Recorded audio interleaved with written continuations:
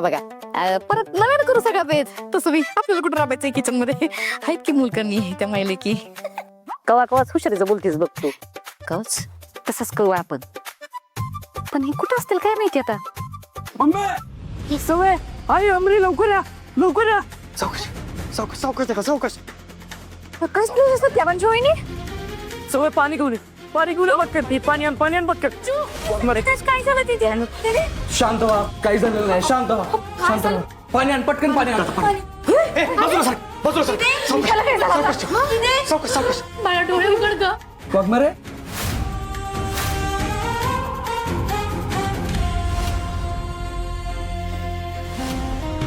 सत्यता जेव्हा सांगा ना काय झालं ती का उठत नाहीये काय झालंय तिला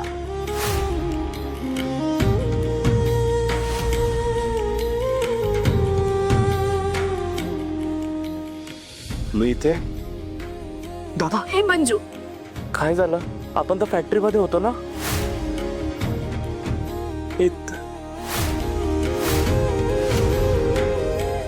काय झालं मंजू मॅडमला?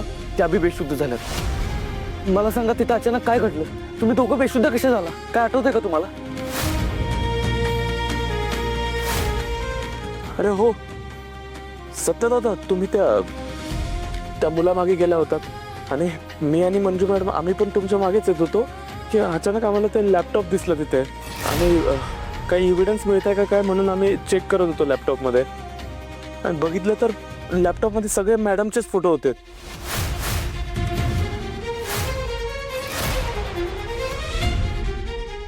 आणि मग आम्ही जेव्हा ते फोटोज चेक करत होतो तर अचानक कुठून तरी एकदम असा धूर झाला आणि काही दिसेनासं झालं. डोळ्यांची अशी जळजळ व्हायला लागली आणि अचानक मागून कोणी मला डोक्यात मारलं.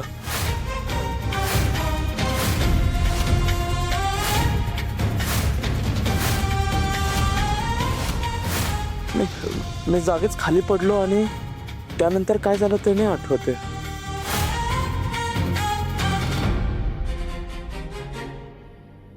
अचानक दूर कुणी सोडला असेल.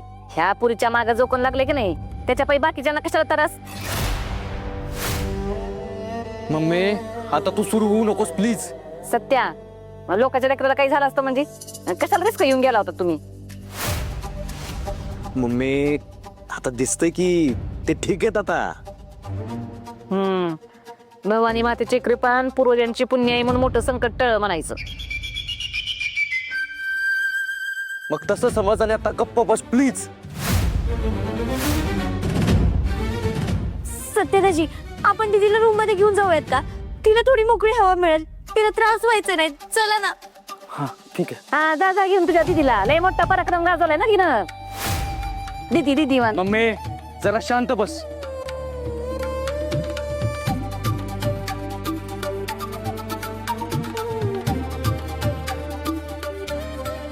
सावकाश दादा.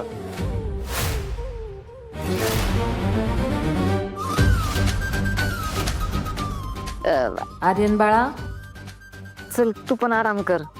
नाही नाही मम्मी साहेब, आता बरं वाटतंय मला, मी निघतो.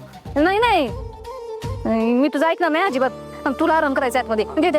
अरे बघ चला तुमचं डोकं बी दुखत असेल मी रूम दाखवतो तुम्हाला. चला ये सवय येत रे सर. ये सावकाश. सावकाश.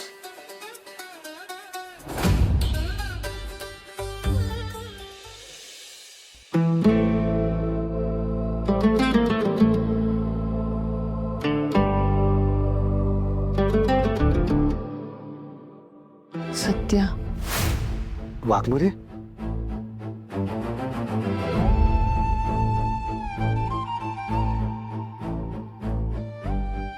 वाघमोरे हो उठता कशाला तुम्ही. बरं थांबा मागं सारखं टिकून बसा. हा सत्या आपण फॅक्टरीत होतो ना रे.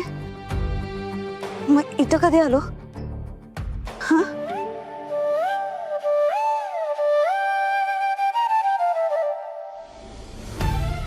रात्र झाली. सत्या मी किती वेळापासून बेशुद्ध आहे का किती दिवस होते. अरे सांग की सत्या. वाघमारे शांत व्हा. हे बघा, आत्ता फक्त दुपारची रात्र झाले, आत्ताच अंधार पडलाय. तुम्ही फक्त काही तासच शुद्धीत नव्हता, त्यामुळे शांत व्हा.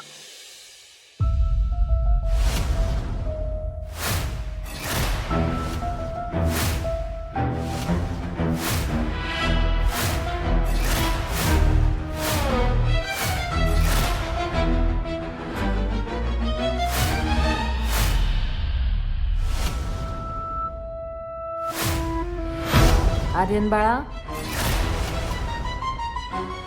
हा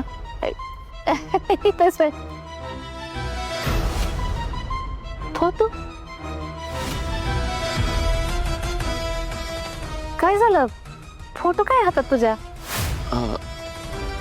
किती छान जोडप आहे ना, सच अ क्यूट कपल.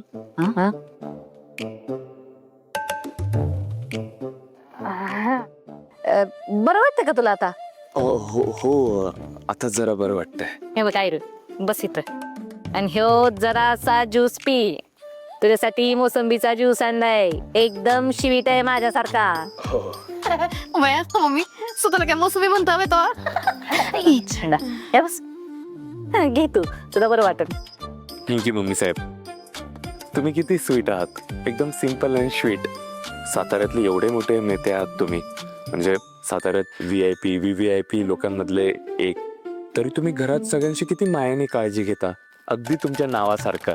माया सुर्वे, एकदम मायाळू आहेत तुम्ही. एक खरं सांगू का? सांग की. नेता असावा तर असाच, अगदी तुमच्यासारखा, एकदम ग्राउंड लेवलवर जाऊन काम करणारा, लोकांची काळजी करणारा, लोकांना आपलासा वाटणारा. मम्मी साहेब, तुमच्याकडे बघितलं ना तर असं वाटतं की तुम्ही लोकांचे आधारस्तंभ आहात. मम्मी साहेब, येत्या काही वर्षात तुम्हाला मंत्रिपद मिळतंय का नाही बघा. अयो, मंत्रीपद मिळाल्यानंतर समजा करते मी, नंतर तुझी काळजी घेते मी. काही बोललात का?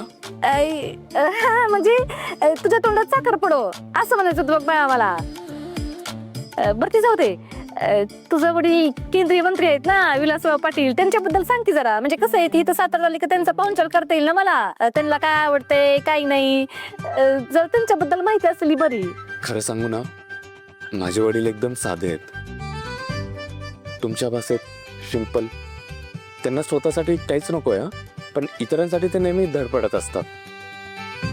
गेले कित्येक वर्ष राजकारणात आहे, सतत दौऱ्यावर, कधी मुंबई, दिल्ली, फॉरेन, सिंगापूर.